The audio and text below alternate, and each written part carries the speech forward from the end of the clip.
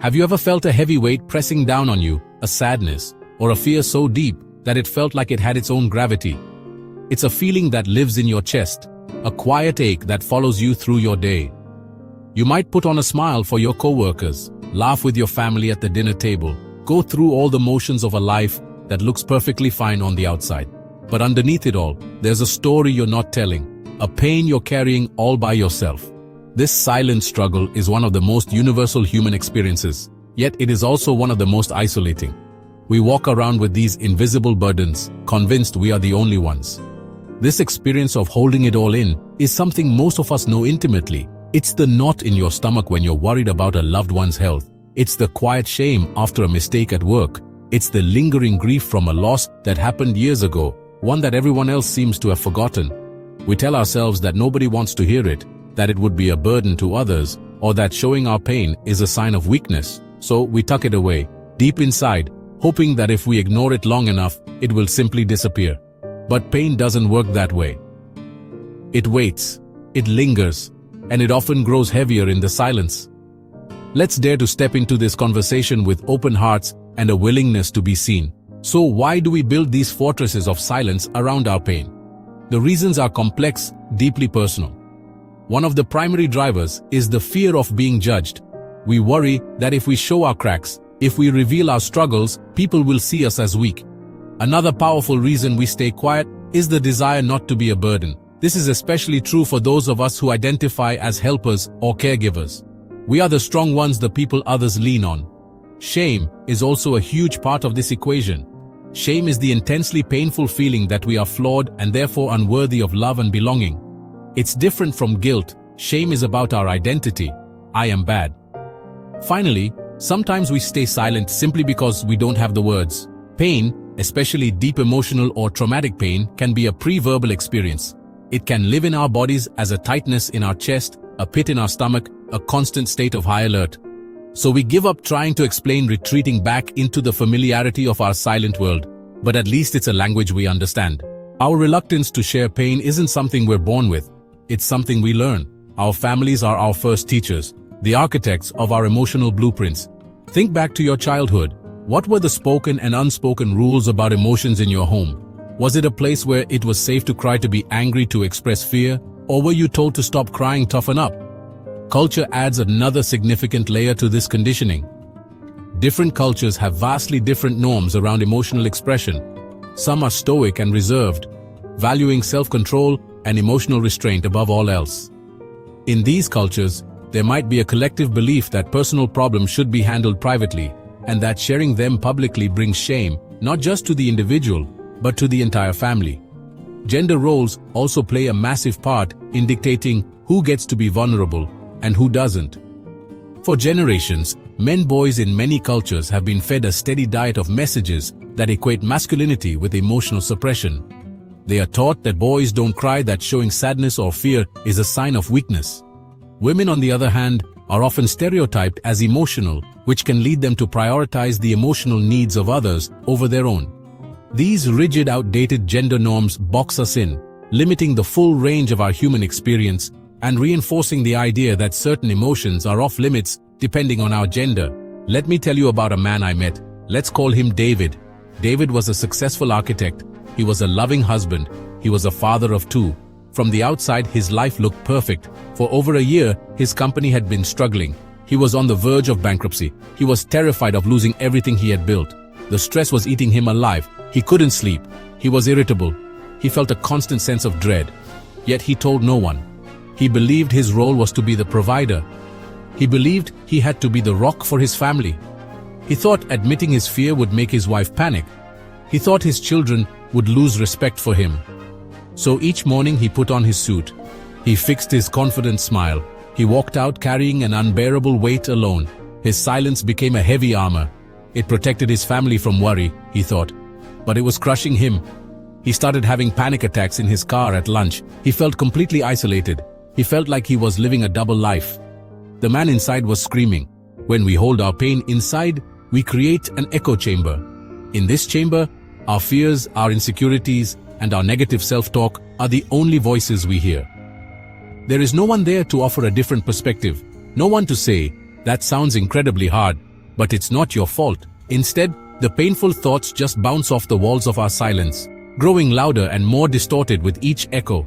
A small worry can morph into a catastrophic fear. This internal echo chamber robs us of reality. It makes us believe that our isolated experience is the only reality. We start to see the world through a lens of pain and fear. We might look at other people's curated lives on social media or hear their happy stories and think, everyone else has it figured out. What's wrong with me?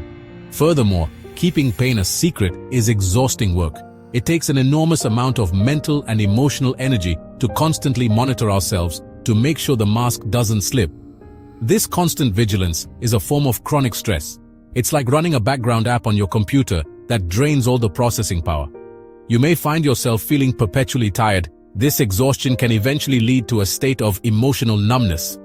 We might feel like we are just going through the motions, a ghost in our own lives. The armor of silence we wear to protect ourselves comes with an incredibly high price. While it might feel safer in the short term, the long-term consequences can be devastating. Unexpressed emotions don't simply vanish. They get stored in our bodies and our minds. Chronic, unshared stress is a primary contributor to anxiety disorders. Constant worry, fear of being found out, hypervigilance. This can show up as panic attacks, obsessive thoughts, and a constant feeling of impending doom that, well, shadows every aspect of our lives. Depression is also deeply intertwined with silence and isolation. It feeds on secrecy. When we are in pain and believe we are utterly alone in it, the impact isn't just mental, it's physical as well. The mind and body are not separate entities, they are intricately connected. The chronic stress of suppressing pain can lead to a whole host of physical ailments. Chronic headaches, digestive issues, unexplained muscle pain, our bodies keep the score. So how do we begin to take off the armor? How do we find the courage to break the silence? It doesn't happen all at once. It's not about standing on a stage and revealing your deepest secrets to the world. It's about taking one small, brave step. It's about finding one person, just one, who has earned the right to hear your story. This is someone who has shown you empathy in the past. Someone you can trust to hold your story with care and without judgment. The goal is not to get a solution or advice. The goal is simply to be heard. Speaking the pain out loud to a trusted person can be transformative. It lets air and light into a room that has been sealed shut. Choosing that first person is a critical step. Don't just share with anyone. Share with someone who has demonstrated they are worthy of your trust. Think about the people in your life. Who listens more than they talk? Who responds with empathy rather than judgment or unsolicited advice? Who has been vulnerable with you in the past? This is your safe person. Before you share, set the stage by saying something like, I have something heavy on my mind that I'd like to share. I'm not looking for you to fix it. I just really need someone to listen. This gives them a clear idea and sets you up for a more connected conversation. What if you're on the other side of this equation? What if you suspect that a friend is struggling in silence? What if you suspect that a family member is struggling in silence? How can you help? The most important thing you can do is to create a safe space for them to share, but you can't force it. Your role is not to pry or to fix, but to be a steady, empathetic presence. One of the simplest and most powerful things you can do is to just check in. A simple text that says, I've been thinking about you and just wanted to see how you're doing, can open a door. Notice changes in their behavior. If they seem more withdrawn or irritable, you can gently say, you seem a little quiet lately. I'm here if you ever want to talk. When someone does decide to share their pain with you, your primary job is to listen. This sounds simple, but it's a skill that many of us haven't cultivated.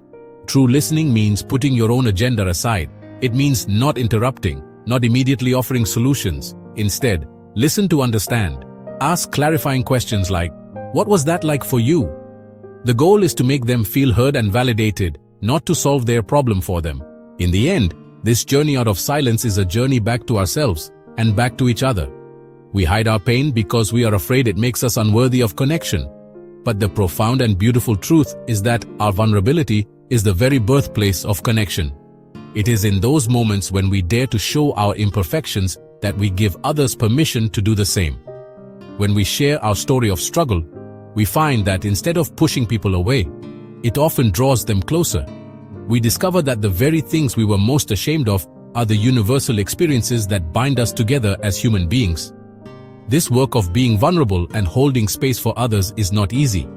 It requires courage, it requires empathy, and it requires a willingness to sit in discomfort, both our own and others. But it is the most important work we can do. It is how we build relationships that are real and resilient. It is how we create families and communities where people feel safe enough to show up as their whole, authentic selves. It is how we heal the shame and isolation that keeps so many of us trapped in silent pain. This is how we change the world, not through grand gestures, but through small, everyday acts of courage and connection. If you are someone who is carrying a heavy weight in silence, please know this: you are not alone. Your pain is real, and you deserve to be heard. There is courage in you that you may not recognize yet. Take one small step. Find one safe person. Write one page in a journal. You just have to be willing to be a little bit brave. Your story matters, and the world needs to hear it, not because it's perfect, but because it's real.